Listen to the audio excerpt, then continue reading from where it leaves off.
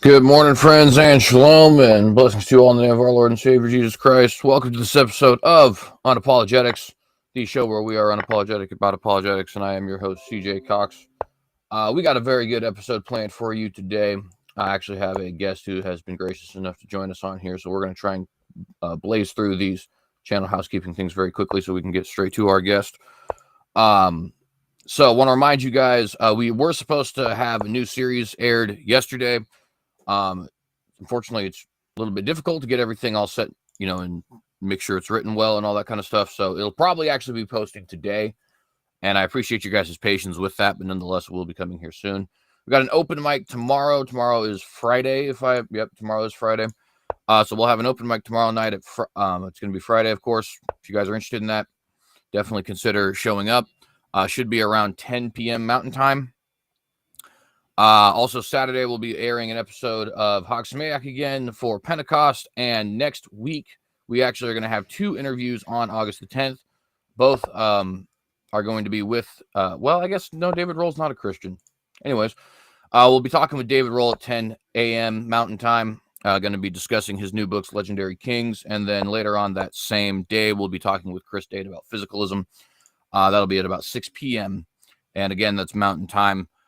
Want to remind you guys also, we got 3 debates coming up this month. August the 12th will be with Will Kinney on open theism. August the 20th with David Preston on modern translations. And August the 31st with Turret and Fan on conditional immortality. All of those will be over at Standing for Truth's channel. Please consider subscribing to Standing for Truth's channel while you're at all this. And I think that's actually everything. I wanted to make sure to get through that pretty quickly. Like, share, subscribe. Make sure to hit that notification bell to get notified every time we go live. Different social media and whatnot. And yeah, let's just go ahead and jump right into the episode today. So we have a guest. That is TJump. Thank you very much for being here, TJump. Hey, is that a wolf and a lamb in the background? I was like, it is. It's actually a reference to a Bible passage, Isaiah 11. Talks about the wolf and the lamb lying together in heaven. The particular significance of it to me is that wolves, biblically speaking, are kind of like pigs, right? And also biblically speaking in the sense that they're not looked on very fondly. And so the idea that this creature that's looked on as kind of a detestable creature is actually in heaven lying with lambs, which are seen to be pure and all that kind of stuff is kind of, well, I don't know. It's a beautiful thing, in my opinion. You know what I mean? But at any rate, that is the painting there. Cool. So topic was God morality stuff. Yeah, exactly. Wanted to just have a kind of free-flowing conversation here about ethics. By the way, audience, we'll be going for about an hour, probably. So let's just go ahead and jump right into some of the questions. Well, first off, just some brief background in case anybody here doesn't know you. Who's TJump? Why might we want to have a conversation with TJump as opposed to some other random guy?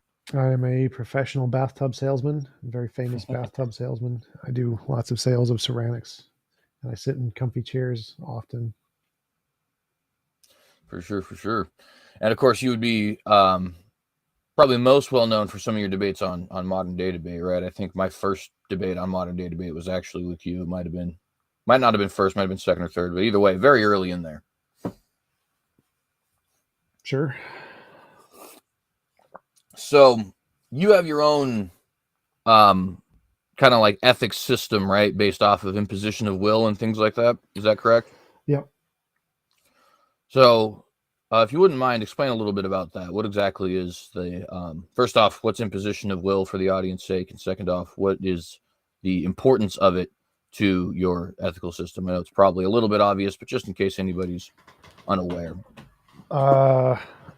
Imposition of will is doing things people don't consent to. That's what it is. That's what I think the evidence of morality looks like. If we follow the patterns of moral intuition, moral progress, that's what it leads to. Definitely not God. God is the wrong answer for morality. For sure. So then I want to we'll just go ahead and jump right into it and pursue that a little bit.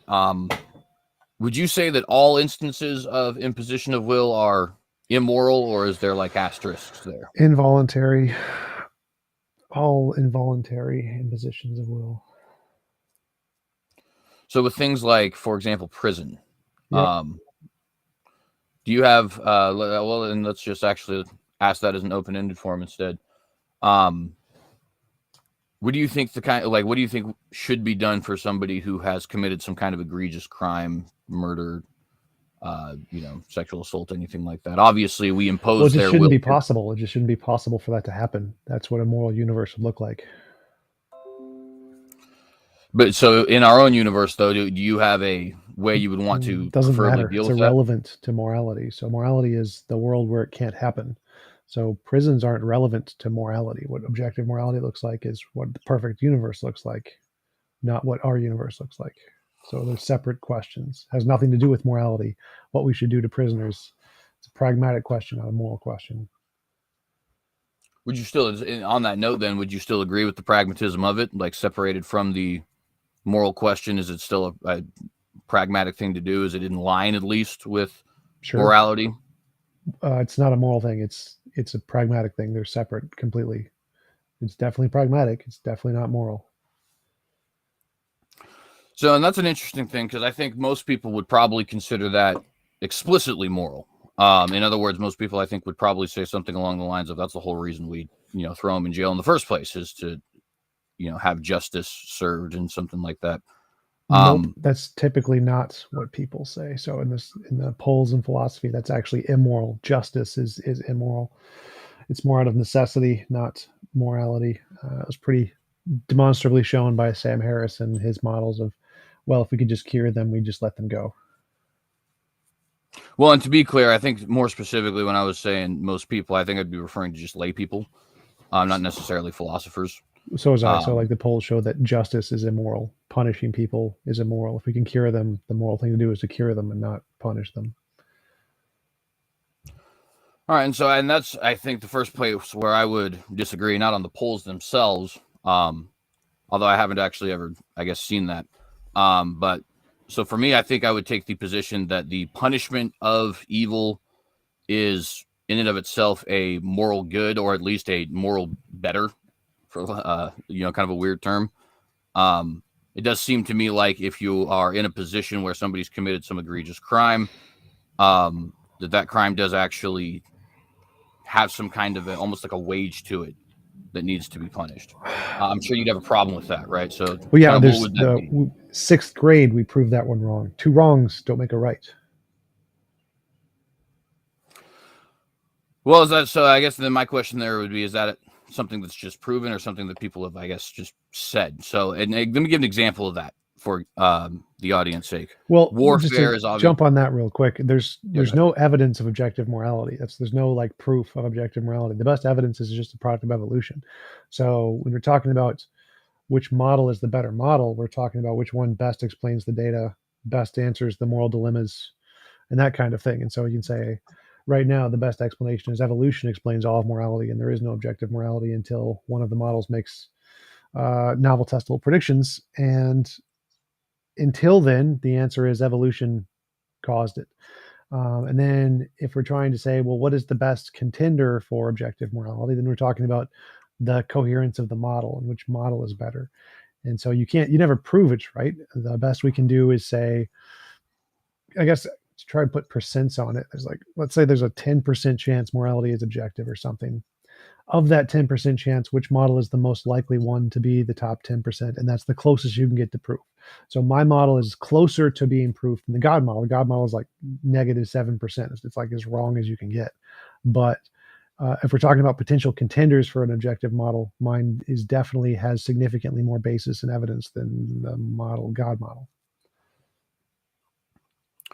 So if we are just to weave a analogy for the audience, if we had a situation like war, right? I would take the position that killing is a immoral act, right? And obviously that's precisely what soldiers are doing, right? They're going out and killing people, at least in the middle of the battlefield, right?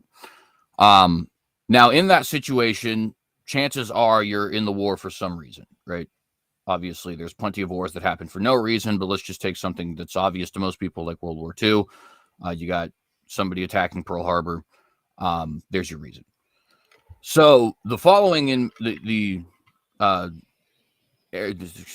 wording this correctly, the way that my brain would basically kind of look at this, the way that I kind of look at this is like, all right, you have two choices. One choice is an evil act, namely shooting the Japanese guy, and another choice is an evil act, namely letting him overrun your home.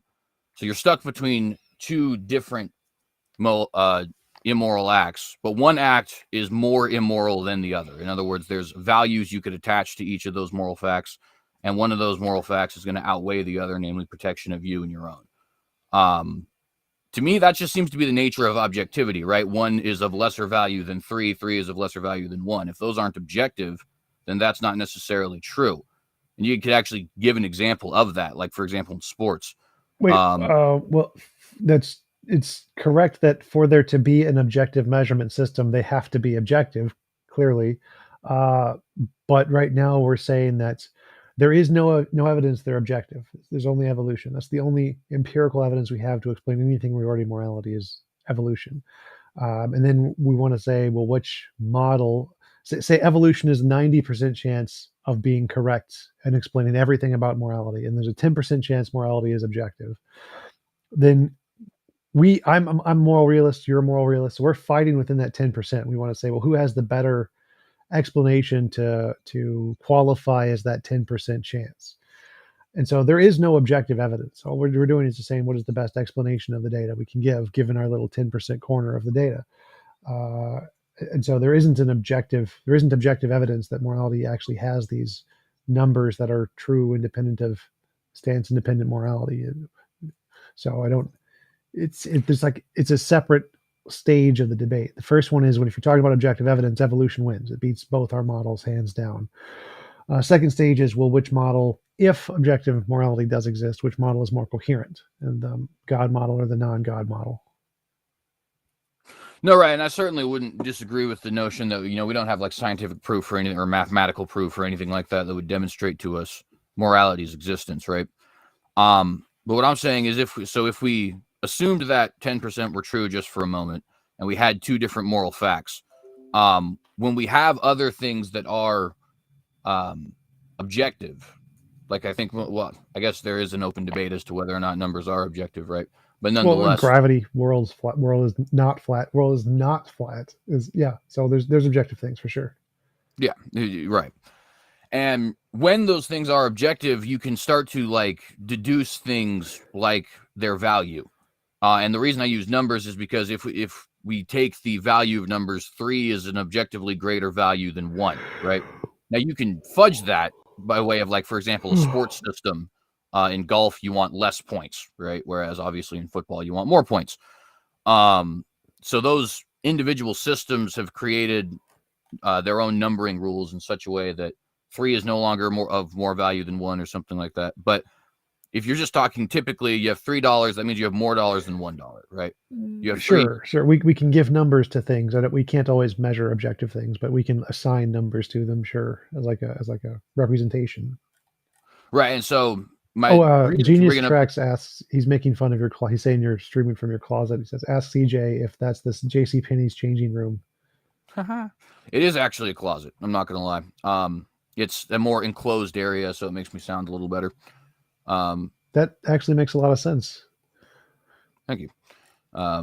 Appreciate that, actually, because I'll be honest, a lot of people just decide to poke a lot of fun at that, which I get it. I mean, he's in the closet, right? It's why would you not?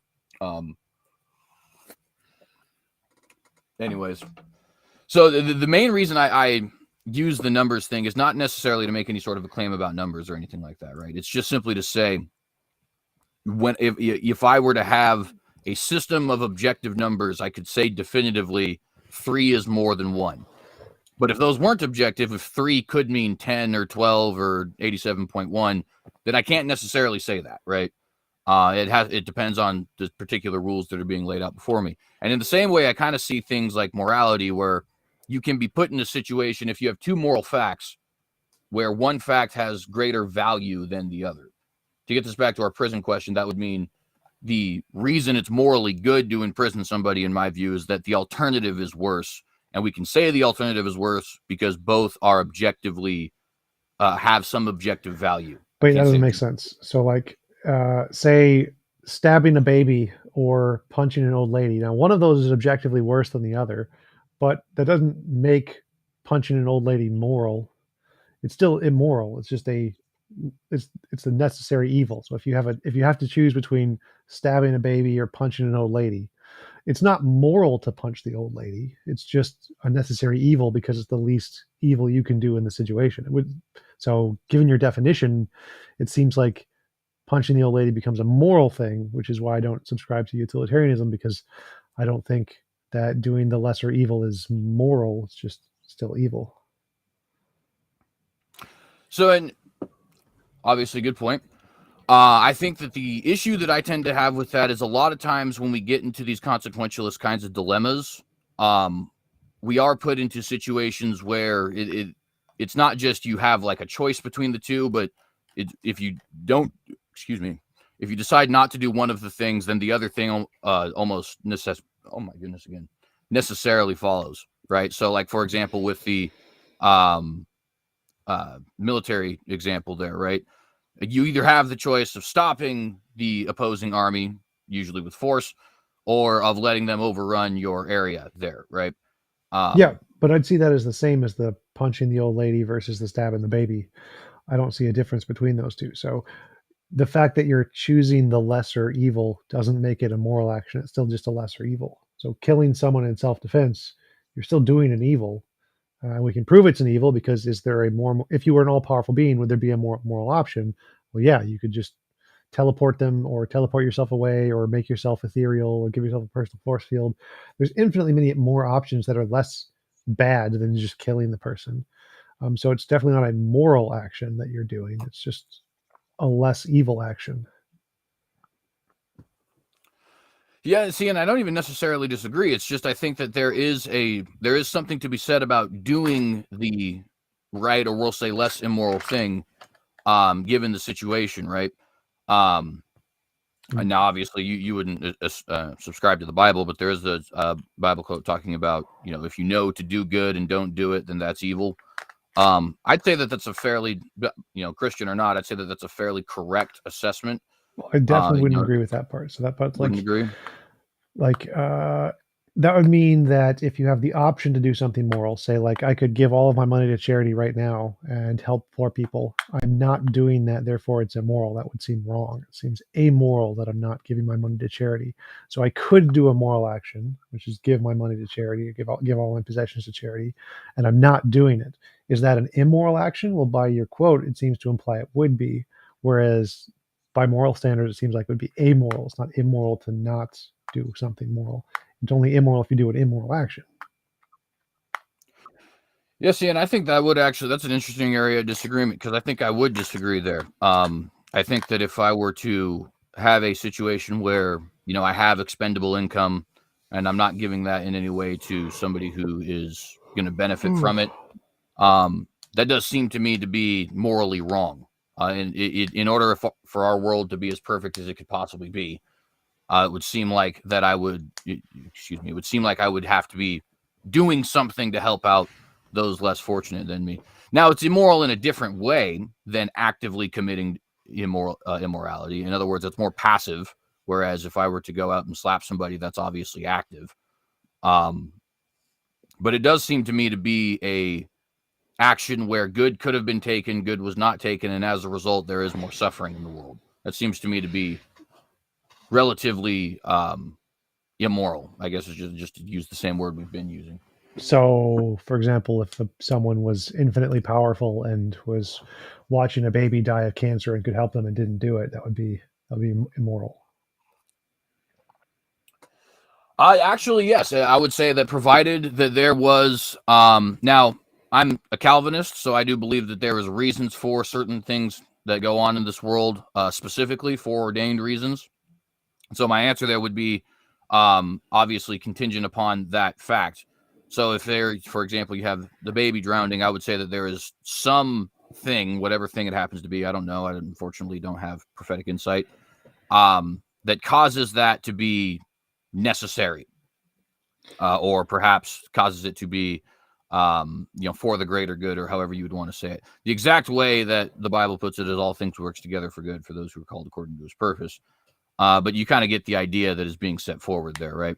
Well, yeah, but But yeah, if there's just no, was that a rational thing to believe? So, for example, say we were living in Nazi Germany, and in Mein Kampf it said all things Hitler does for some greater good to make the world better, or whatever. We could believe that, and we could say that, oh well, it says it in Mein Kampf, or therefore it's true. And then when we see Hitler gas babies to death and them suffer and die, we can be like, oh, well, there's some greater good. He's doing it for the greater good. Or we could think, well, if we look at the evidence, what does the evidence say? We can follow the evidence wherever it leads. Killing babies is bad. He clearly doesn't need to do that, as far as we can tell. Like there's some magical unknown reason that we just don't know about. He could just, not kill them. That would be great. right. And so it seems like the more rational position is probably not to believe that sentence, since all of the evidence seems to point to the contrary. And simply believing it because you want to is not a rational position, as far as I can tell. Yeah, and I think the Hitler example is actually a really good example to use there, because from the human perspective, in other words, as Hitler, as a Nazi, as an American soldier, any of those kinds of people, it's obvious that what Hitler was trying to do was negative, was purely negative. He's trying to take over the world, or at least take over Europe. He's trying to get rid of a certain quote unquote undesirable race, happens to be my own people. So I obviously have a little bit of an emotional attachment to that. But we can just flatly agree as human beings, this is wrong. Now, of course, the question was more like, from our perspective, when we look at Hitler, say we didn't know what his motivations were. I think his motivations were actually to try to make the world a better place, or something along those lines. they certainly were definitely. But he was wrong about it, but they were. When we look at the evidence, we can say in his book it says he has reasons, and when we look at the possibilities that we can imagine, he's very wealthy, has power over the government. He can provide food for the babies. He doesn't need to gas the babies. As far as we can tell, we don't see any such reason. There's no reason that we can imagine where Hitler could not have just chosen not to murder the babies. But it says in the book there's some unknown reason.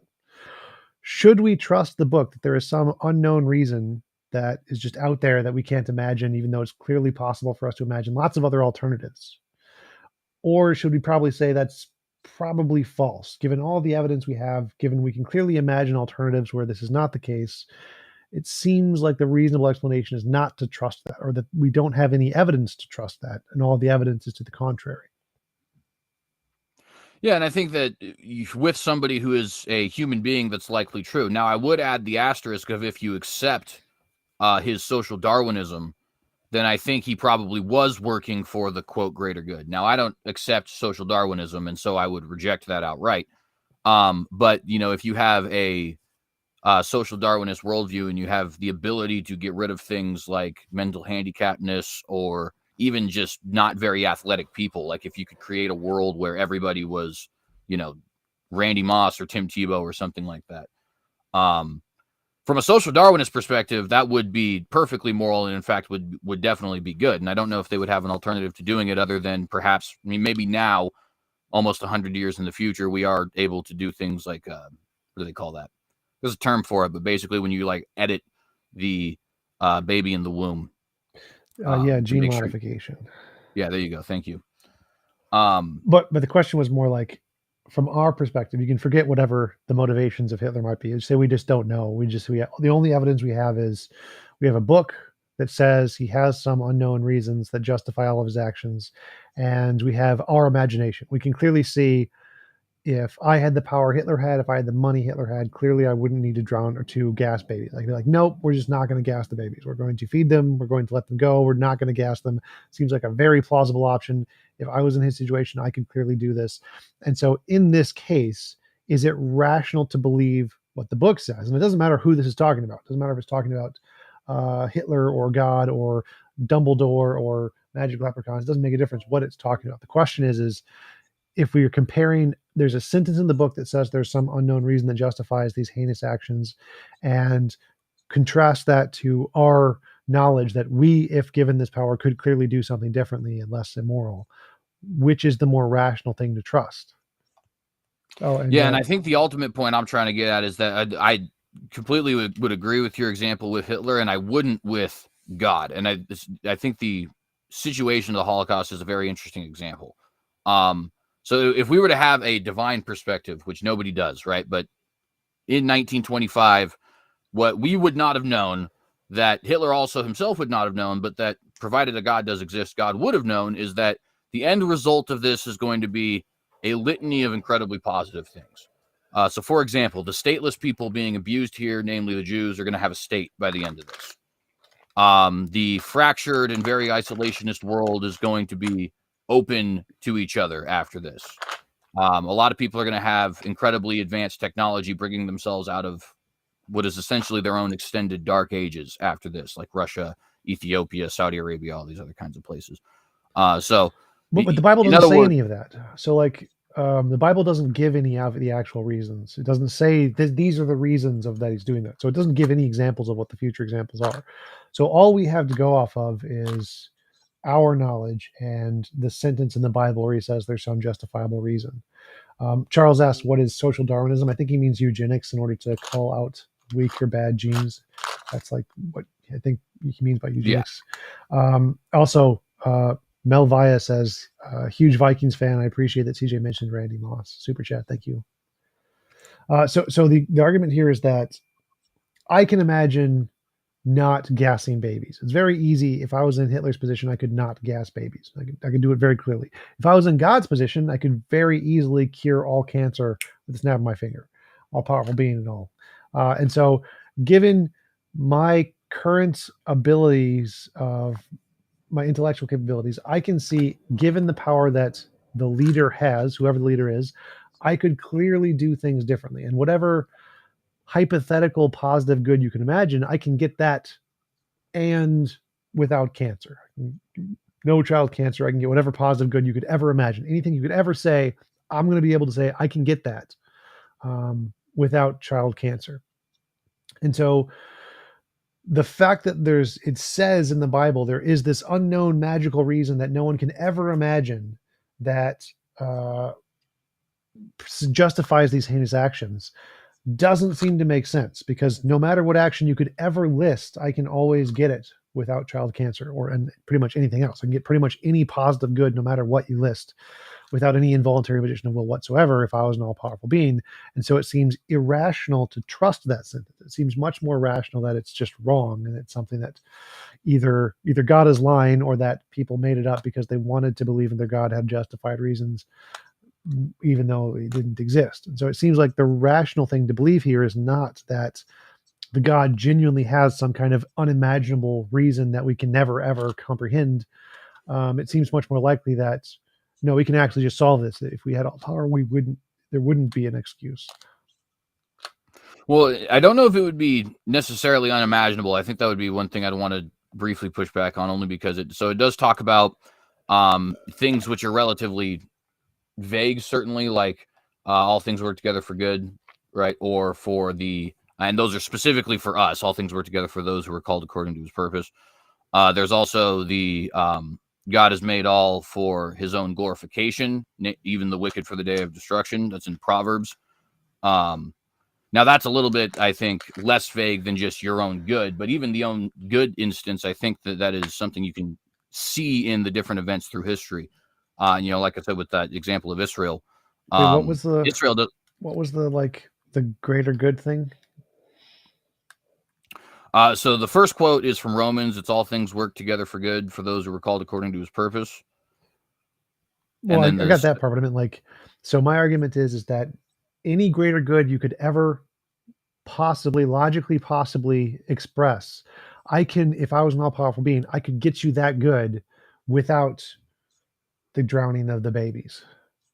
So if it's the case that no matter what, in all logically possible worlds that any human being could ever express, whatever this greater good may be, if we expressed all possible greater goods that could ever be logically expressed in a human brain, no matter what they are, I'm going to be able to say I can get that without the drowning babies thing.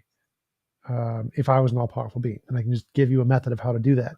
And if that's the case, it seems like it's irrational to think that there is some extra human brain kind of reason that is just beyond our comprehension. That's just out there. It seems more rational to say no. It's just wrong. It seems like we should just say the authors of the Bible were just wrong, and God probably doesn't exist, and they just wanted to believe this, and so they added that in as kind of like an ad hoc justification for evil. And so like the counter I'm looking for is like, can you give me, because you said it wasn't going to be logically impossible, or that it wouldn't be outside of human imagination. And so I would need like an example of what a greater good in that we can literally imagine would be, that I wouldn't be able to imagine a possible world where if I was an all powerful being, I could get that without the drowning babies. Well, and I'll just say flatly, I don't know if I would necessarily be able to do that. And given the parameters of our own world, I don't know if such a thing would necessarily be possible. And so, what I think the question then, in sort of to push back on, would be why are the parameters set up in such a way that they are? Especially if we were to assume the God hypothesis for a moment, why does he set up such a world that people have what seems to be free choice, or people have what seems to be this idea of like a guilt, or any, all the different things you can list that exist in our world, right? Well, I'm happy to So have all of those things, but you don't need. I can have all of those without the babies drowning. So those I don't that's necessarily think that part's true. And I think well. actually, Let me phrase it. Is it logically possible? Logically possible means there's no logical contradiction in a world where people have free will and God did not flood the world and drown all the babies. I guess I wonder about that. I don't know if it would be logically impossible for someone to always use their will in a good way. I do think it would be like irrational. I don't think somebody would ever have a free will that was such that they always wanted to do good things, at least barring some kind of Right. divine intervention. So I said, is it possible to have a world with free will? And so this is include, we still have murder and rape and all those bad things. But God didn't drown all of the babies in the global flood. That's the only thing that's different. No drowning babies. God did not drown the babies. No child cancer. No child cancer. No drowning babies. Those are the only two differences. Everything else in the world is the same. No, yeah, there's certainly no logical contradiction there. My reason for bringing up the evil, though, is because the flood is a punishment, right? So then the question would become, is it possible for somebody who has free will to always act in a good way, such a way that God would not want to judge them? Because that's the whole purpose of that story, is judgment, right? It's possible, like it's logically possible. You can't mathematically disprove it or anything like that, right? But I Well, don't think it's that's all I possible in need. another. So like the two points there is one that if if it's logically possible to have, imagine if I was an all powerful being, I could rewrite the world, and it's logically possible that I can get all of the positive benefits with at, at least one less evil, like drowning babies or whatever, then I've demonstrated that it's uh, God would be immoral in this case, because of like the examples we gave before. Punching an old lady isn't the moral thing to do; it's just a less immoral thing to do. So if God didn't do the moral thing, he just did a less immoral thing. That would mean he's immoral. If he had the power, as you mentioned, if he has the power to help people but didn't, that makes him immoral. And so my fundamental question is, if any possible benefit that could ever be logically expressed can be gained without the negative consequences, and I think I can go for all of them. I can get rid of every single one of the bad things and still have all of the good things. So free will, you can still have it. Guilt, you can still have it, and you can't murder anybody. I think those are there's no contradiction between those statements, and I can express a logically possible world that has both of those. And so the question you have to ask is, if all of the goods can be kept and all of the evils can be gotten rid of, and there's no logically possible good that can be presented with any human mind that can't be explained in this way, then you have to say that, well, there's some other good that is just beyond human comprehension. It's beyond logically possible worlds. And that is the reason why God is justified, and we are just completely incapable of ever imagining it or expressing it. And is that a reasonable thing to believe, or is it more reasonable to believe that because every logical possible good that we can ever express, given our brains and logic, can be explained and created in a possible world without suffering or involuntary suffering, is it more rational to believe that this sentence was just something that a bunch of like goat herders added into their belief system in order to try and vindicate the cognitive dissonance of believing that they're all perfect God drowned babies? Well, I think, to be fair, it was probably more along the lines of their own persecutions and wanting to rationalize that. So if I were to put on my atheist cap, I think it would probably be, Paul is persecuted basically everywhere he goes. Probably wants to rationalize his persecution. But nonetheless, I get your point, right? I think one of the major differences, though, that I would have to come back to is just this existence of, well, not existence of, this claim, biblically speaking, of the punishment of evil being a good thing, right? So when we bring up the logical contradiction, right, I think there's more than one way something can be impossible. It can be logically impossible, like a square circle, right? It could also just be functionally impossible, meaning it just would never happen. You could have a Google situations to the power of a Google, and it still wouldn't happen, right? And I think in a situation where you have creatures with free moral agency, that's probably something that you could put in that realm of it's never going to happen, of them always operating in a positive light. Well, now you have a situation like the flood. The flood is meant to be a judgment on people who are using their autonomy for evil purposes. Now, the question, of course, then at that point would be if we could accept that first premise of free creatures, it's just statistically unlikely that free creatures will not do immoral acts. Then there's that second point of then is it are you justified in destroying a civilization that is reached a certain level of wickedness?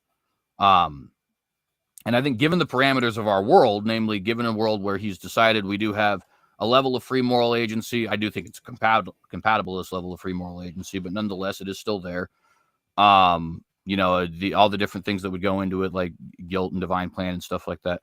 Is it rational to destroy a civilization that has reached a certain level of evil? I would say yes.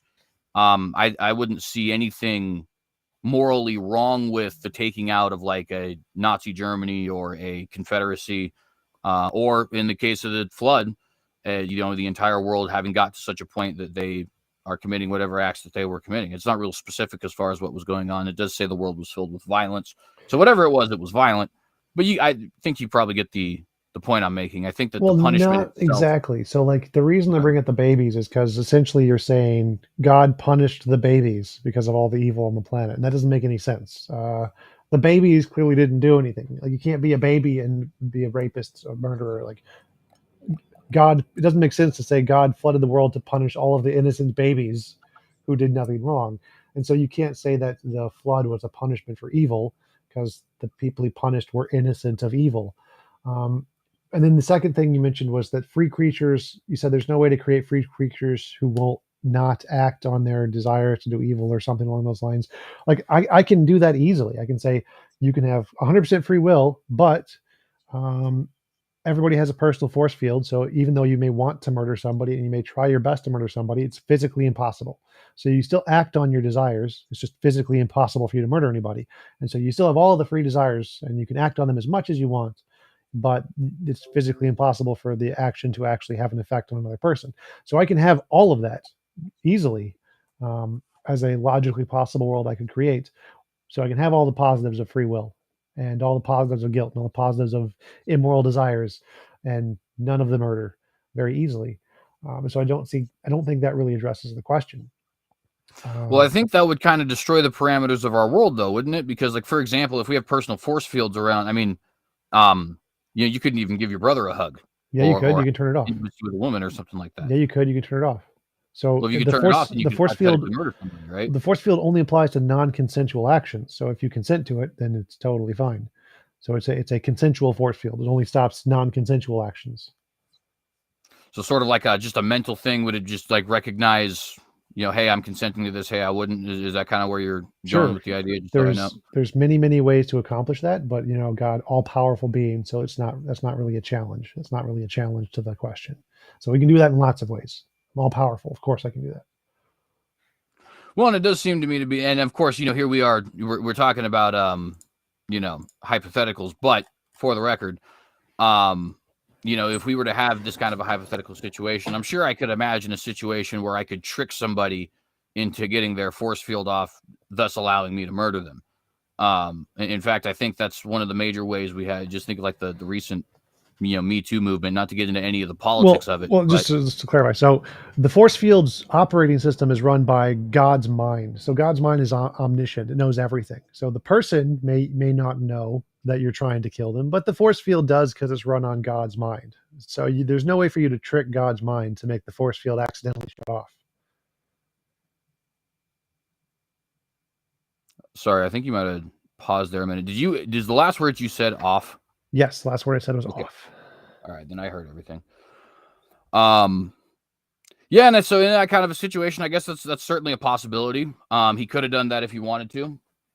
I guess I would probably have to think of it for longer than right now than just a quick answer, but to see if I could find any potential pitfalls there. But I will grant that it is hypothetically possible that God could create a little world where everybody had force fields he controlled, thus disallowing anybody to do something to that individual. Let's see. I wonder if I could. So let's say something like fraud. Well, first off, let me ask: would you consider fraud to be immoral? What is fraud? Let's see. Let's do a dictionary definition of fraud. That way, we won't have any sort of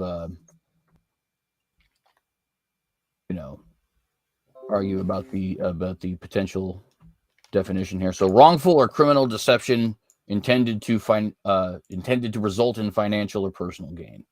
Would you consider that immoral? Well, I mean, it's like it's in the question, the definition. It says it's immoral, but because it says wrongful. But yeah, I guess that's true. So we'll just say then deception intended to result in financial or personal gain. So it can be like if we were in my world, my best of all possible worlds, no, you could. It's just impossible. So it wouldn't make a difference.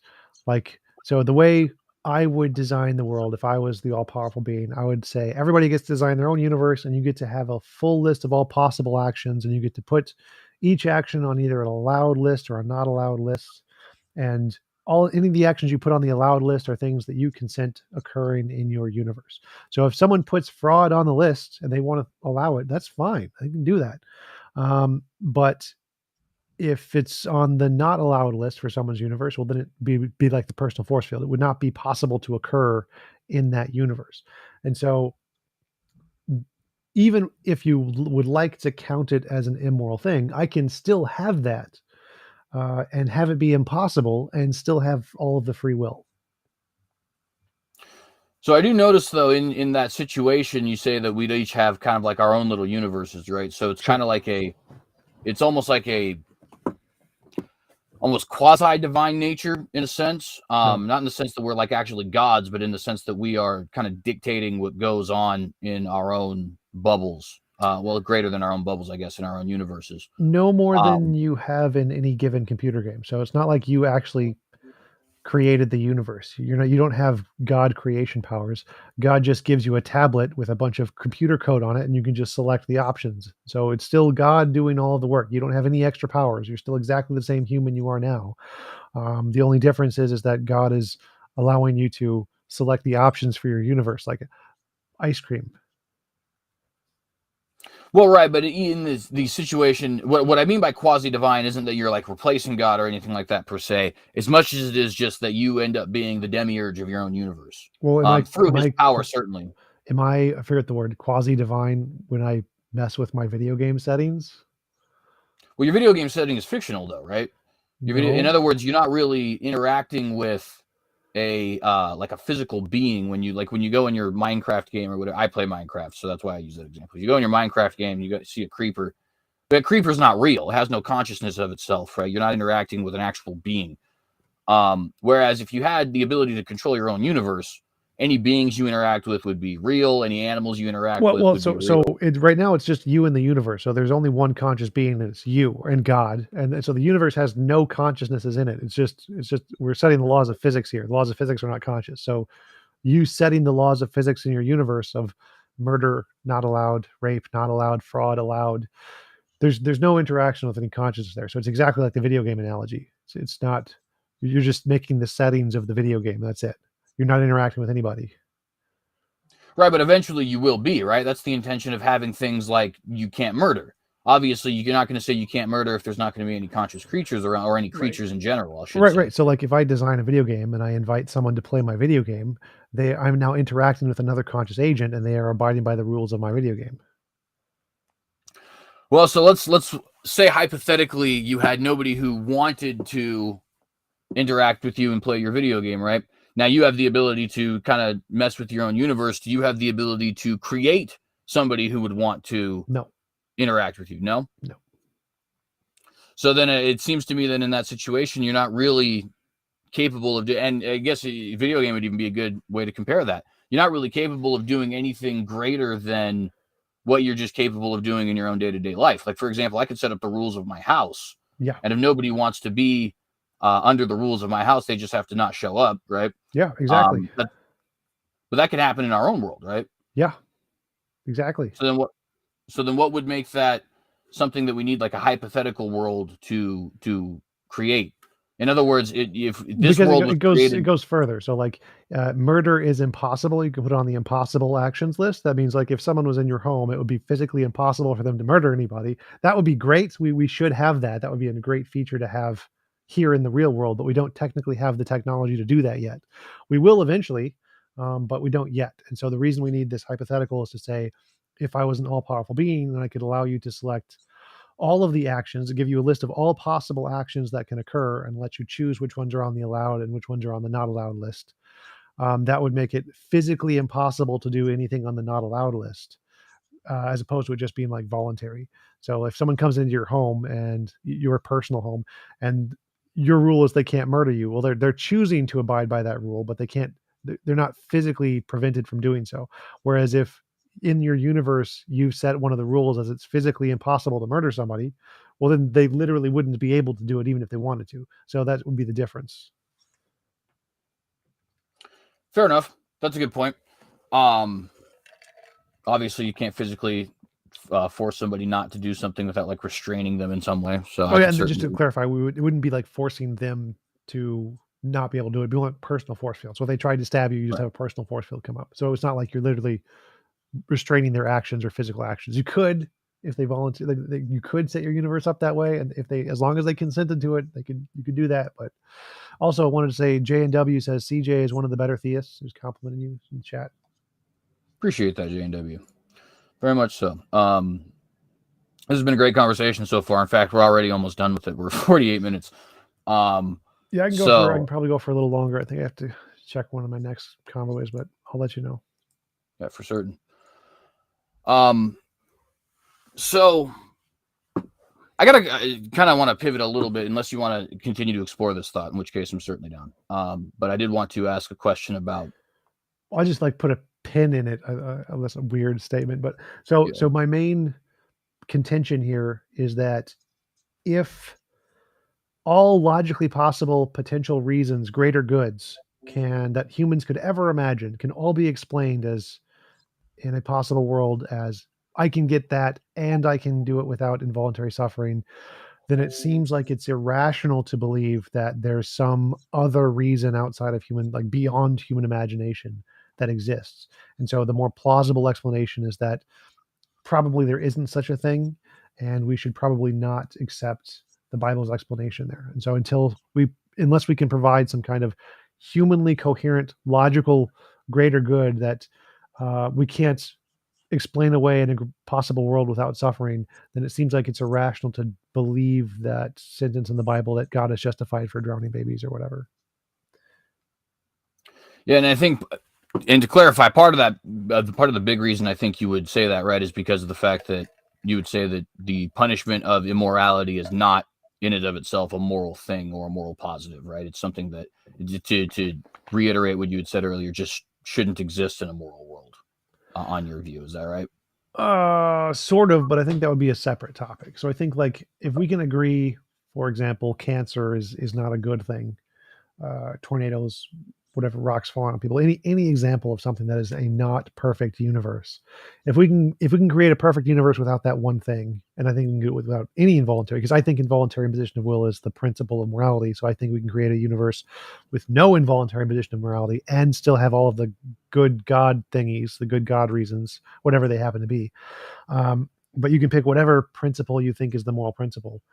Uh, all we have to do is pick one thing. If there's one thing that is sub perfect that we can create a world without and still has all the free will stuff or whatever the positive is, that proves that the principle I'm arguing for. So I guess one thing I would be curious on is how far would we want to take the idea of imposition of will? Because there's a lot of things that we impose on that are not, I brought up the example of prisons earlier, but there's other examples too, like even just being born, right? Obviously, you don't have the will to be born, and I can say as somebody who has had periods in my past where I What do you mean, certainly like would have not wanted. conception or actual childbirth after conception? Well, in the case of me individually, so in other words, my mother has a choice after the conception of whether or not she would want to go through with that. That gets into an abortion question that I don't necessarily want to get to, at least yet. I might, you might come up again, but who knows? But for me, I didn't have any choice, right? I was completely imposed on. My parents decided to do what they did, and then my mom decided to carry me to term, and now I'm here, right? Well, an Um, imposition is when you have a will and that will is infringed. And so if you don't have a will, like before you were born and then you're created, that's not an imposition on your will, because for it to be an imposition, you have to have a will and it has to go against your will. And so being conceived or created would not be an imposition of will. If, for example, you were in the womb and you didn't want to be birthed, kind of like Stewie, you just didn't want to leave from Family Guy, then it would be an imposition of your will because you didn't want to leave the womb or whatever. But obviously, that wouldn't happen in my universe anyway. So if you have a situation where and everybody's probably met somebody like this who didn't want to be born. They're depressed, they're psychologically distraught in such a way that they hate their life. You mean they wish they hadn't been born? Yeah, there you go. That would be correct. Now obviously it's kind of after the fact. I do get your point, right? In other words, they're not, at least to the best of our knowledge, willing to be born or not born while in the womb. But if they live an 80-year life and throughout the 80-year life we're wishing that they weren't born, it does seem like we could say, okay, well, by all effect, it's kind of an imposition of will. It didn't happen at that moment, but they got imposed with life for the next 80 years. And of course, now at that point, you could say, okay, but they could just end their life. But that's a little bit of a different thing, Right, right? right. Now So, that you're so the alive, the you have question fear would of be death. more like, it doesn't seem like the birth part was the part that they hate. It seems like the things that happened after the birth are the parts that they hate. So, for the birth itself to be an imposition of will, they would have to like literally just hate the fact that they were born and nothing else. Just literally just the fact that they were born is something they hate, which doesn't really make a lot of sense. But for example, if they were severely depressed because they had a terrible life, then the things that they hate were the things that happened to them in life, not the birth factor. And so the impositions wouldn't have been the birth; it would have been all the other things that they hated. What about like a nihilist? Right. So a nihilist, they're the major imposition of somebody now, psychological nihilism, not philosophical nihilism. So the issue that somebody like that would have would be the meaninglessness of things, the inability to find meaning. I guess that's the same thing with the inability to find worth, I guess, is what I'm trying to get at in that second point. You see this laid out in Ecclesiastes, I think, really well, where he talks about, I've gained all this knowledge, I've lived this great moral life, of gone and drunk a lot and all this other kind of stuff. And all of it was just vanity. I'm just going to die in the end anyways. So his, his, what's the word here? Struggle is not with bad things happening to him. It's actually with good things happening to him and their fleeting nature. And as a result, he concludes it would have been better if he had never been born. Well, that's one of the conclusions. The ultimate conclusion is more of a religious conclusion, of course, because it's a Bible book, but I digress on that. What kind of an answer would we have for somebody like that? Because it's not necessarily what's happening to them, that's causing them to dislike life. It's more Well, it just is. You said like the thing they dislike was the fleeting nature of happiness or whatever.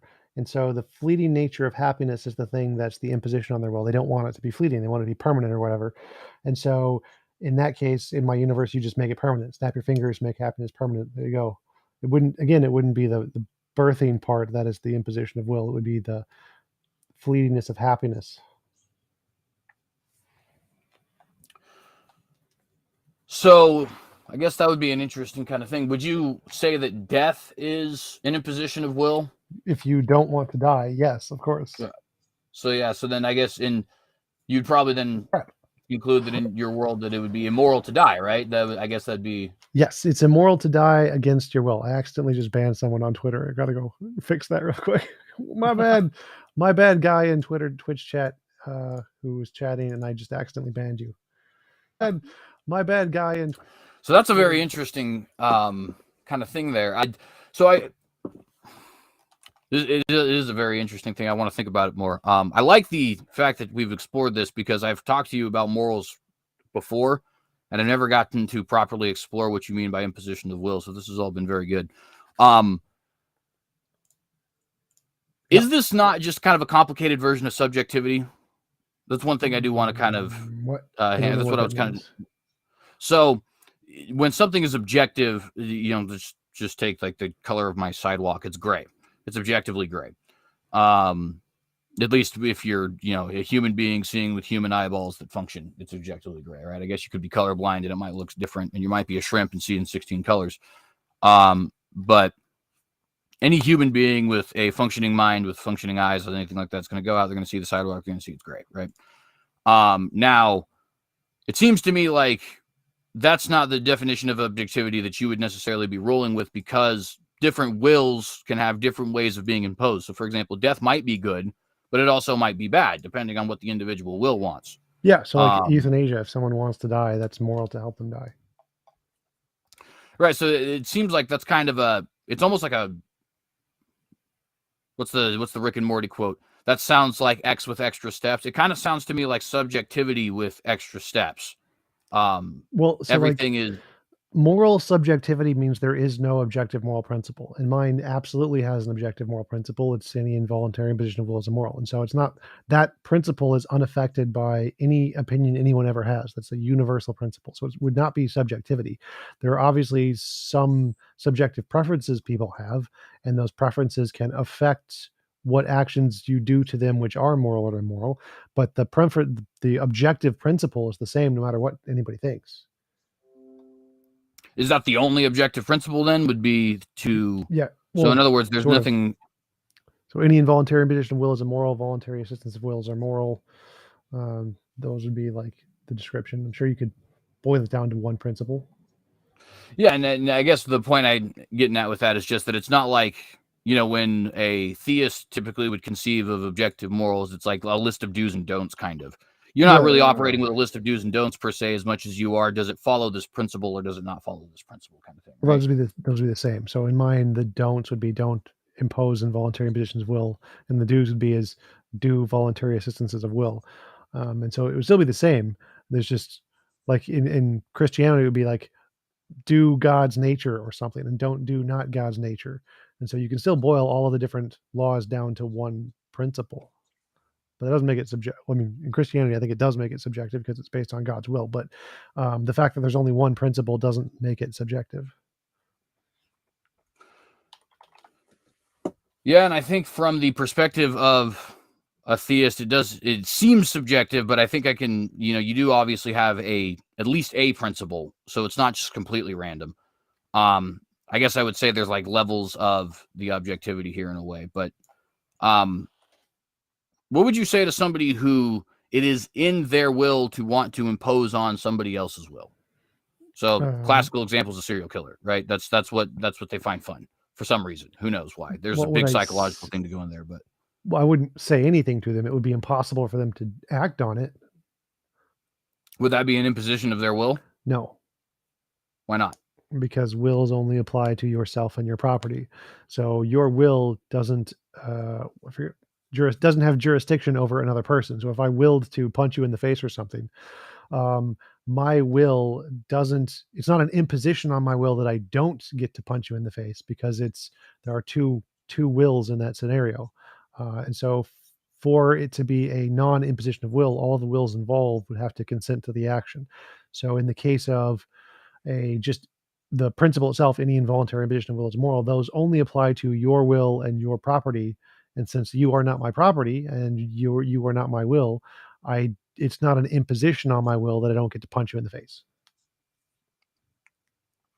But it is something that you want to do that you're prevented from doing, right? So it is, and in the case of But one of it's these, something I want to do to a different will. So involuntary imposition of wills only apply to yourself and your property. So as soon as I have a will about somebody else, then it's no longer an imposition on my will, because it's your will. We're talking about something that involves you.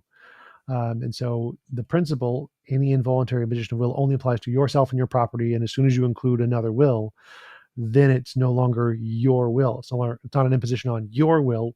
It's an imposition on the group of people involved in this scenario. yeah, and I think that the issue I would have there, though, is, if you have somebody who is sadistic for whatever reason, and again, there's obviously the litany of psychological reasons that happens. We don't necessarily need to get into that, but they are certainly not having their, living their best life, so to speak, quote unquote. Jeffrey Dahmer seeks to kill people. That's what makes him happy. He's not able to do so. Well, I'm not sure what you mean by living their best life. Well, I'm being a little coy when I say that. Well, my point is just to say they don't have their full pursuit of happiness as a possibility. Now, their pursuit of happiness is wrong. Don't get me. I don't want to, muddy the waters here. I don't think it's okay for somebody to go out and murder people, but it does seem to me like what they will to do is explicitly imposition of others' will. That would have to be, because you say the imposition of will only applies to you and your property. That would have to be something you immediately cut off from them, right? But then they have essentially just a miserable existence where they're not able to do the thing that they really wish to do. Now, I think it's okay that they don't have the ability to do the thing which they really wish to do. Well, sure, but why is that okay on your model, right? In other words, why is it not, like, their happiness almost seems to be irrelevant in that situation? Well, happiness is irrelevant. So happiness isn't the goal. It's not like imposition of will isn't the same as get to be happy. Those are two separate things. So like if the principle was what is moral is everybody gets to be happy, then we can just give everyone cocaine and just hook them up to brain dopamine stimulators and make them all happy. So happiness doesn't really matter. It doesn't matter if people are happy. What matters is for a moral universe is their involuntary imposition of will. And if in my universe, if there was such a being, they could snap their fingers and change their brain to desire something else if they wanted to. That would be an option, but they wouldn't be able to murder other people even if they wanted to. And if they just chose to live in misery, remaining true to their murderous intentions and not changing, but also never being able to experience that, that would be their choice. They could hypothetically create AIs that aren't conscious that could kill in place, and that would be fine, like video game characters, if they wanted to. But yeah, if they wanted to just kill only real souls, real other consciousness without their consent, and were unable to do this, they would just be miserable, and that's their choice. They get to make that choice. Hi, Cosmic QQ from Germany. Thank you for the super chat. Yeah, and so you can even get, I think, a little bit more exploration of this kind of principle that I'm getting at here too. Like, for example, with something like sexual intercourse, which is not only immensely pleasurable, but is also it's very important for things like intimacy with another person, psychological health, stuff like that. Not to say that celibate people can't be psychologically healthy and stuff like that, but I think you know what I mean there. Obviously, there's no greater level of intimacy than being sexually intimate, at least I would think. That's also obviously something that requires another individual. Sure. Now, and it just seems to me like we're in a weird position there, right? Because on one end, it is imposition of somebody else's will if I force them into that. On another end, it is kind of an imposition of my will that I never get to do it if everybody says no. Now, it's an imposition in a different way than you're talking. Certainly, you've already addressed that it's not. That you're speaking specifically about yourself and your own property. freely granted. Right. That's right. So I would apply it to the exact same thing as before, like if I wanted to punch you in the face. So the fact that if I desired to have sexual relations with another conscious entity with a will and they don't want to do it, that is not an imposition on my will, because the will in that scenario is both mine and theirs. So in my world, again, you could create sex robots and do whatever you wanted to them because they're not conscious, and so you still have intercourse. But if you want to have intercourse with another will, then they would have to consent, and if they don't, that is not an imposition on your will, because the wills in that scenario is you and them. Well, it's not an imposition of will on your model. In other words, what I mean by that is, like, the parameters you've set up is that this is specifically applying to it. It reminds me kind of the non-aggression principle, right? Which is a libertarian principle that basically says you can do anything that you wish so long as you're not actively harming another person. Now that non-aggression principle, depending on who is laying out their exact libertarian model, could have certain elements of change, right? So you're going to have certain people who would say the non-aggression principle means you shouldn't spank a child, whereas other people would say that that level of aggression is not necessarily implied. Now, in that example, it is literally aggressive, right? To spank a child is literally an act of aggression. There's just simply no getting around that. It's definitionally true. But some might have a model that says that's not what we're talking about when we say non-aggression principle, and libertarians will have that conversation. I think we have a similar thing kind of going on here, right? Where it's like, this person wills to do something like have intimacy with another person, or in the case of the sadist, even something much more violent. That's what they seek to do. And we are literally telling them no. In other words, we're imposing on that will. Now, that's not what you mean by imposition of will, granted. But as far as like a dictionary definition, it does seem like that's precisely what we're doing here. And we're just simply conceding, well, because they wish to impose on other wills, it's okay for us to impose on their will, or at least use their ability to will a certain thing. Right. So involuntary imposition in my model doesn't mean literally you can do literally anything you want. Like that, I don't think anybody thinks that's the moral standard, that you must be able to literally do literally anything you want. That's not no, and that's not necessarily what I'm saying. What I mean is that, like, you can have two different wills wanting two different things, and as a result, it seems like one of those wills has to be squashed. Or it has to be imposed upon, is another way you could. Well, no, again, because then imposition, you're not using the definition of imposition in my model. You're using a different definition. You're using the get whatever you want definition. And that's just not the definition of imposition. So imposition of will means no will in the situation is imposed upon, not just you get what you want. But you keep conflating the imposed as meaning literally get everything you want, which is different than the way I'm using it, which is get what you want in regards to yourself and your property. Right. So let me just kind of, I guess, boil this down though. Would you though agree that in this instance, if we use the, I said just more general, we could say, I use dictionary as the earlier adjective, but definitions of imposition of will. Yes. If you're that using will is imposed on, right? If you're using, in other words, if we're not. Yeah. So if you're using the global definition of imposition as in not getting everything you want, then yes, it's an imposition that you don't get to rape and murder people. But that's not what imposition means in my model. It's just a completely different definition. So it's an equivocation between two different definitions of imposition. In my model, imposition only applies to things of do you get what you desire in regards to yourself and your property, but it isn't an imposition for you to not get to do things to other people that they don't want you to do. And so it's just conflating two different definitions of imposition there. Yeah, I think we could probably let that go ahead. We got a super chat from Marty Med Scientists. Why do each of you reject the naturalist evolutionary view of morality? Well, I'll be very quick with that. Actually, I think that's a good question. But number one, I think it leads to grossly immoral places. From my personal opinion, the evolutionary system of morality inevitably leads to something like social Darwinism, like what Adolf Hitler was talking about. And for the life of me, I have not been able to figure out anything wrong with the social Darwinist model, assuming evolutionary morality to be true. He wants to get rid of things like mental handicaps, physical handicaps, all that other kind of stuff. In other words, the physical nature of our race, our human race, would be better if social Darwinism actually was, something we moved forward with.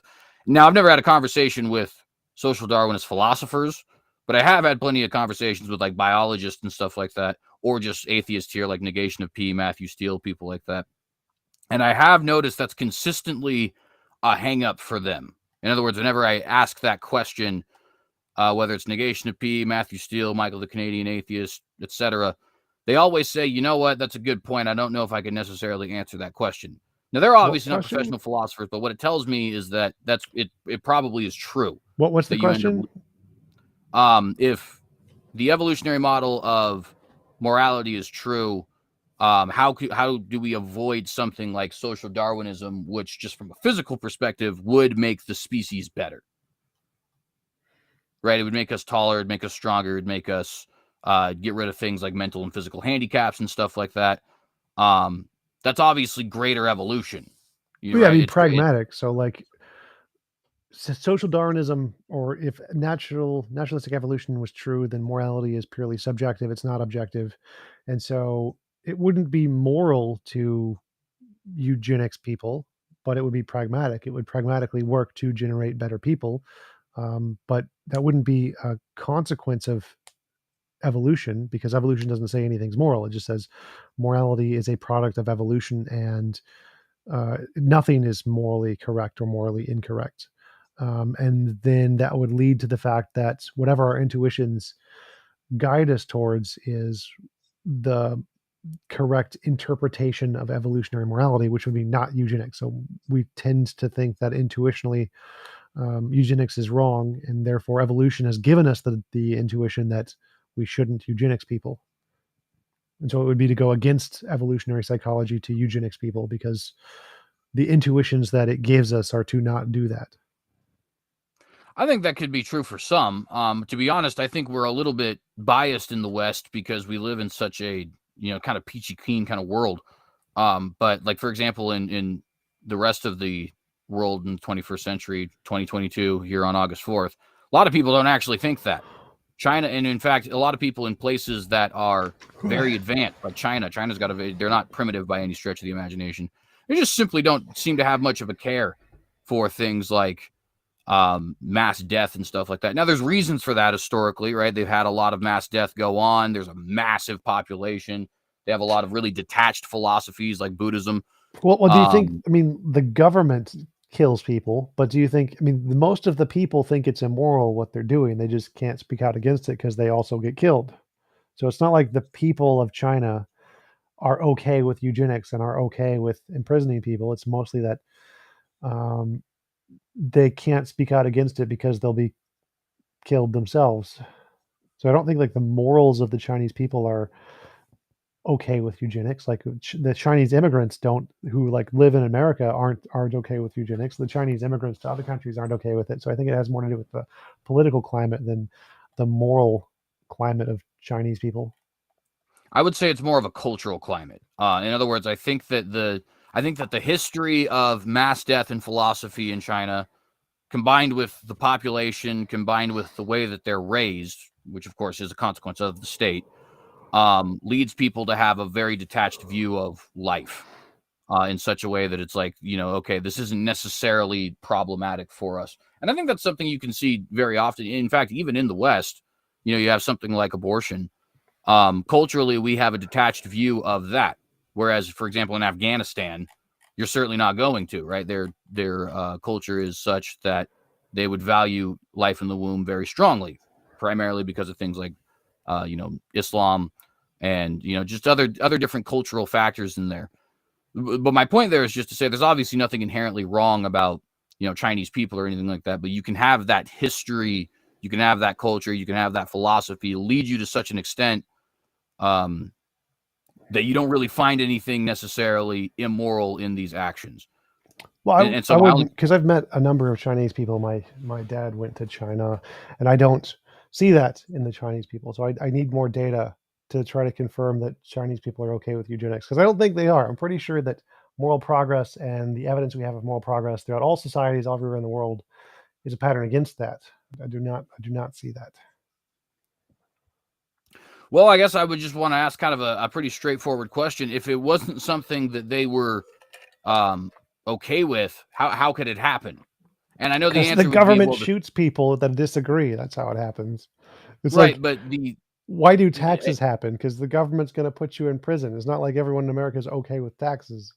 not everyone in America, but the majority is, right? And that's kind of my No, point is like you no, have everyone to, hates taxes.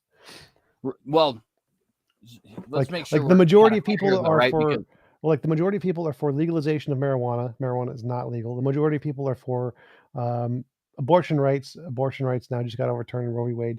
There are lots and lots of policies that the majority of Americans are for that the government is against.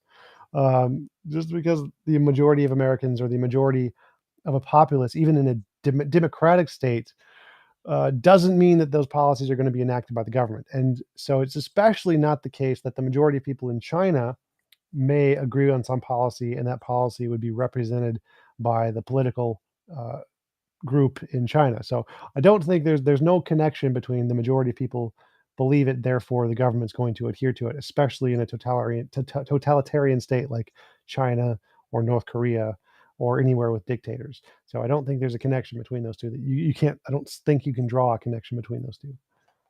see, and I think I would disagree because my main reason, everybody's heard the quote, government is by consent of the governed, right? That's obviously meant to be a principle of popular sovereignty, but it's also, I think, just a truism. I don't think, like, for example, in Nazi Germany, there's let me actually use a example from a television show that is supposed to be displaying Nazi Germany. Band of Brothers, if anybody's ever seen that. There's a scene very near the end where the Jewish soldier in the American troop goes to one of the Germans, and the guy's just saying, I'm not a Nazi, I didn't do it, anything like that, and he says, basically bullshit, you couldn't smell the smoke, kind of thing, right?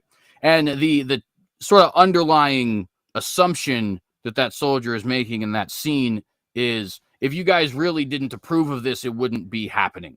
Right, you could have stopped it in some way because there's millions of you, there's only a couple of them, and nobody is capable of actually forcing an entire state to do something entirely against their will.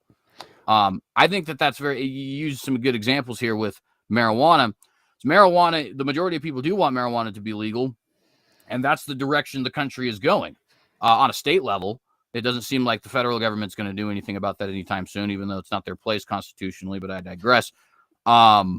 It Well, I does mean, you seem just like want to give up state, like slavery. There were lots and lots and lots of slaves, far more slaves than slave owners in many regions in the world.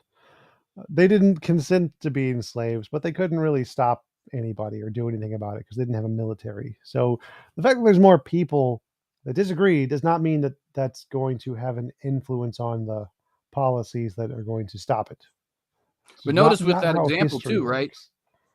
Even think of that example though. The population of America was primarily Oh, I against wasn't talking about slavery, and America. I it was didn't talking last. about overall in the world. So like there are regions like in Rome where there were lots and lots of slaves, like entire cities of mostly slaves, and they didn't get to go out of slavery because there were a majority of slaves there, because there's guys with swords and training and better foods, and so it's not the case that majority rules in cases like it's in fact it's like the opposite of the case. The vast majority of serfs did not like being serfs in the Middle Ages. It's not the case. I don't know. I think I got to be honest. I think that's not a necessarily accurate view. I mean, just think of it. Let me use another biblical example, right, where it talks about slavery. It typically, even though some of these people are slaves, like Philemon, for example, was a slave, it typically enforces the status quo there. Don't go out and seek, some sort of a rebellion against the state kind of idea. Slaves honor your masters is even a direct quote there, right? So when it comes to even the enslaved populations, they're very often not thinking of it the same way we're thinking of it, where it's like we got to just entirely get rid of this. But even on top of that, the majority of the population of Rome, even if you include the slaves, they certainly wanted the system of slavery, or at least they didn't have a problem with it. Whether they actively wanted it, I guess that's a little bit too far of a claim for me to make, but they certainly didn't actively dislike it, right? Now, sure, Well, I maybe some mean, of the slaves did. there's so many examples here. Like what you're saying doesn't make sense. Like literally, the entire island of Scotland hated being run by the English. They hated it. There were many wars of this. They didn't get to be free because England had a bigger military. You didn't get. You Right, did. but they There's did no get to be choice free. here. No, they didn't. Very briefly. So the vast majority of time, and they were conquered again. Remember, England is a part, or Scotland is a part of the UK because it was conquered. So they didn't get to be free. The vast majority of the time, they were conquered. They were owned by English, and most human history is like this. There are large swaths of land that are conquered by a different group, the Mongols. There are more people in China than the Mongols. The Mongols owned the land until the Hun. Same thing. Julius Caesar had a military. The military was a smaller percent of the population than anywhere he conquered. They still obeyed. Like literally, your examples don't make sense. The history of humanity is the vast majority of people are governed by a minority who have a military, and you don't get a say. It doesn't matter if you don't like it. Um, Scots didn't like it. The Irish didn't like it. The people who were under Attila the Hun didn't like it. The Mongols, the people who conquered, the Mongols conquered, didn't like it. Nobody likes being conquered by another military and then having all of your women and cattle stolen and you can do nothing about it. They don't like that, but they can't do anything about it because it's a military. This is like history. Well, I think you're kind of missing my point, though, right? And we'll stick there with the Scotland one, right?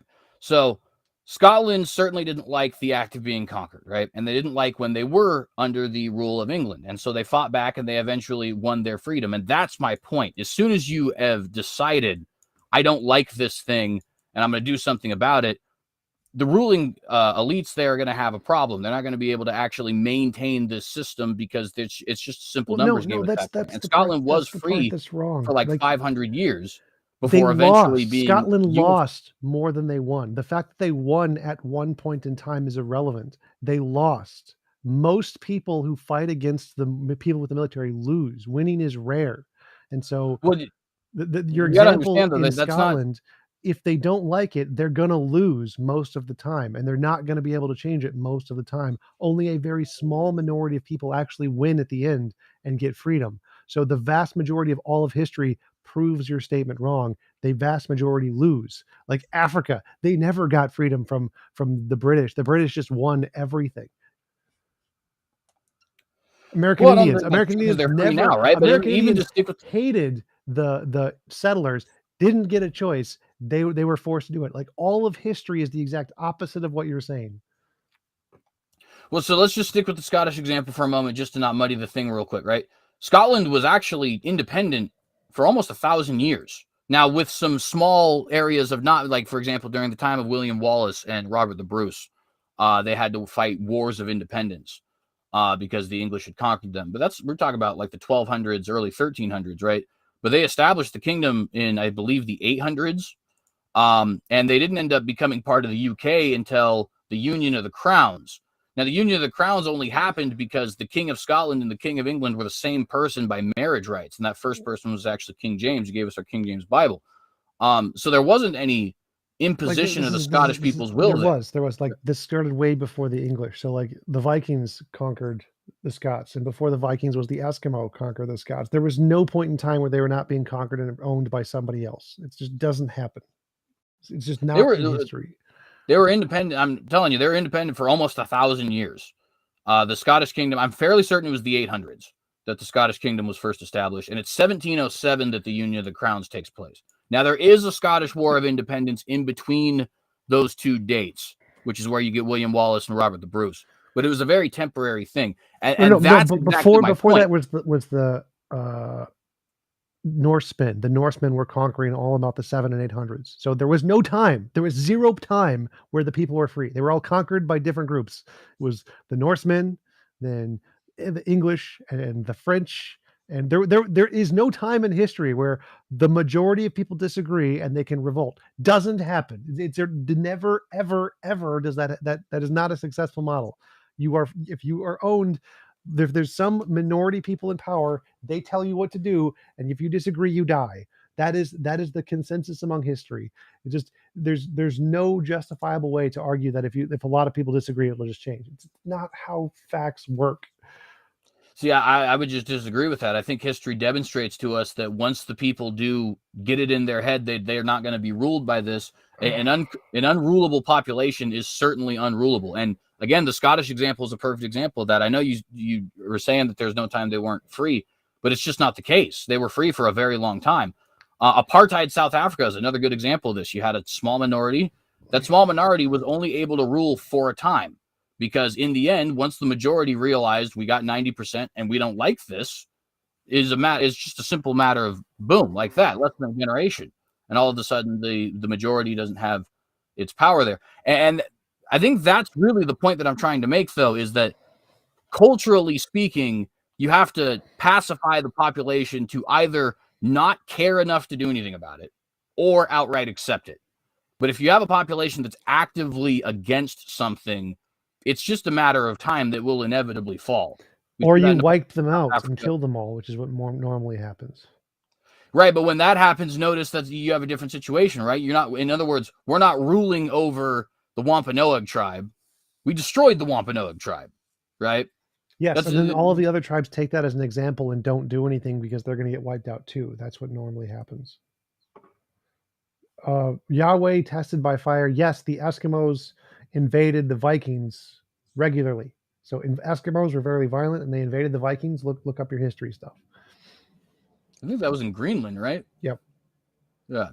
That's a... Oh, but I never got to answer the super chat. The super chat was, why do you reject the naturalist evolutionary view of morality? Oh, yeah, go ahead. I reject it because I think that there's a consistent pattern in morality, and that consistent pattern is going to hold true for all conscious agents, including AIs, which are not evolved, and anything in the universe. And so we're going to see this pattern throughout all life in the universe, whether it's evolved or not.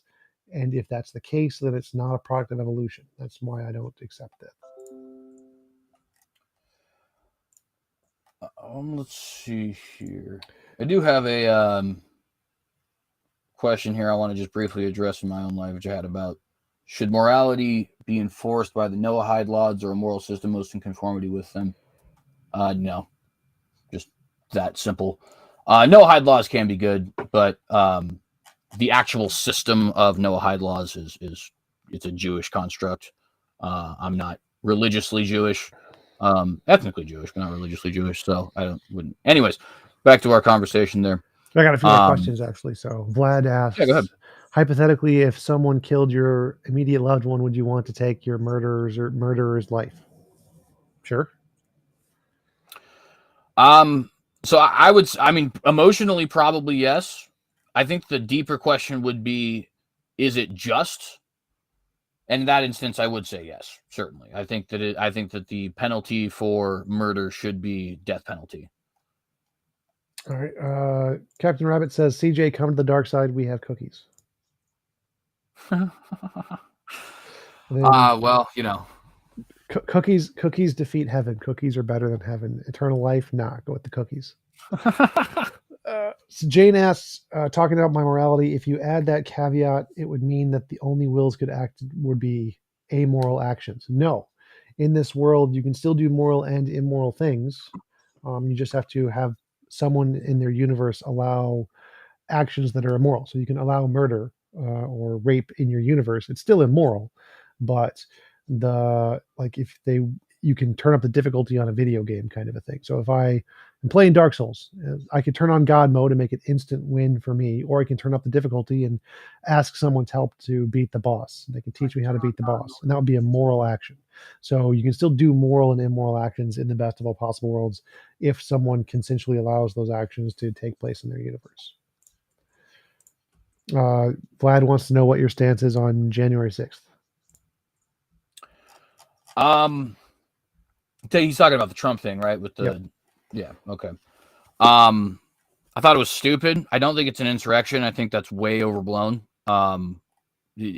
Realistically speaking, it seems to me like a bunch of people who did a really stupid thing for a couple of hours and then they went home. Now let me say I would be much more willing to see January 6th in a more negative light if it wasn't for what I see as a severe double standard. In other words, I do see what happened in 2020 as an actual insurrection. In fact, they literally had the Capitol Hill autonomous zone. Let's look up the word autonomous zone. They were declaring themselves an independent government. and they were pursuing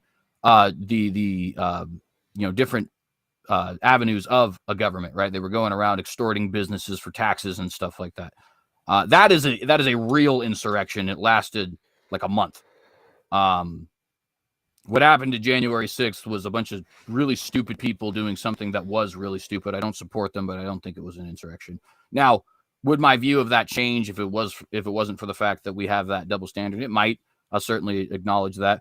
I wouldn't be as dismissive of it if we weren't so dismissive of 2020. But it does seem to me like we're just kind of applying, this over here, I don't agree with these guys, so that's an insurrection. And this over here, I do agree with these guys, so that's not an insurrection. And I don't like that. It annoys me. Yeah, I don't think I would call it an insurrection either. I think that for it to qualify as an insurrection, they have to have some like proposed methodology to take over or change the results. And that seemed more like a violent protest more than an insurrection. I don't think they had any. No one in the group actually had a planned methodology where they could actually legitimately try to change the results or replace the people in power somehow. I don't know if that could have been a thing. Yeah, I'd completely agree. And even with that beginning portion too, right, as far as a violent protest, I definitely agree there too. It's certainly not something that should have happened. I wouldn't endorse it by any stretch. But it did get weird. I mean, like you get Nancy Pelosi talking about like the sacred ground of our democracy and stuff like that. It's like, okay, this is a real bizarre language. Whereas, on the flip side of other things that have occurred, it's like we wouldn't dare use such language. I mean, the sacred grounds of democracy, quote unquote, in numerous states were certainly assaulted. And I don't know, maybe it's even unfair to always compare 2020 with January 6th, but they are so close in proximity with each other and opposite sides doing what seems like the same thing that it seems like you're always going to have to take them one with the other. At any rate, though, that's my answer there. I hope that suffices for the questioner. Yeah, some people in the chat are complaining. Like, I understand an insurrection as like a government overthrowing the government in some way, not just being violent and going against the government. Every protest is violent and goes against the government. That's not an insurrection. So an insurrection is like a positive attempt to overcome the government or to overthrow the government in some way. And I don't think the January 6th rioters had any ability to do that. I don't say they got into the Capitol, then what? How are they going to overthrow the government, even if they all got into the Capitol? Like the only possible avenue would be like if they kidnapped all the senators or something, or like started killing senators, then yeah, absolutely. At that point, it's definitely an insurrection. Do I think they would have actually done that? I don't know. Well, and one other thing I would add to it too, and by the way, just for the record, I am not a Donald Trump fan, but I don't think that he had as much to do with that as people are claiming. First off, I think some of the stuff that's happened to the January 6th committee has just been flagrantly BS. Like he definitely did not jump up 3 seats forward in a limousine and start choking the guy who was driving. That didn't happen for sure. I don't care how many times that the guy says it happened. I do not believe him unless he gives me some like actual evidence to demonstrate it, because that seems to be physically impossible given the configuration of the car. I don't like the dude. I don't think he ever should have been the president of the United States, despite my conservative values. But the idea that he was like actively endorsing overthrow of the government, I don't think that's true at all. I think he said numerous times during that day that there should be no violence, that people should be protesting peacefully and all that kind of stuff. So I don't know. A Brute Facts podcast. Eddie from Brute Facts says, "Come stay in CJ." I don't know what that means. Come stay in CJ. As Christians, we must absolutely condemn as harshly as possible, considering they called themselves Christians and even prayed during the January 6th thing. No idea. Yeah, no, I don't know. I guess I just don't necessarily think that is true. I think that, to be honest, to a certain extent, you reap what you sow. I mean, if we're going to allow violence to be a legitimate means of political grievance, which we've definitely done, not just 2020, but going all the way back to 2017 with Berkeley and not Chancellorsville, the thing over the Confederate statue. I can't even remember what it was. Charlottesville. Was it Charlottesville? I think so. Yeah. Anyways, the point is, we've allowed violence to become a legitimate means of expressing your political grievance. And I think it's super inconsistent to say all of a sudden when Trump did it, now it's bad. Or when Trumpers did it, to be more precise, now it's bad. Now it is bad. Again, I don't endorse it by any stretch of the imagination. But you plant those kinds of seeds, you're going to get that kind of wheat.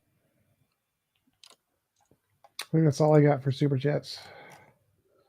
For sure, for sure. Well, we have hit about an hour and 35 minutes here, it looks like. So you've actually given us more time than we originally allotted. So I think now would probably be a good time to wrap up. This has been a very good conversation, I think. Yep. Thanks for inviting me on. Appreciate it. Nice talking with you as always. Absolutely, man. Let's do it again sometime.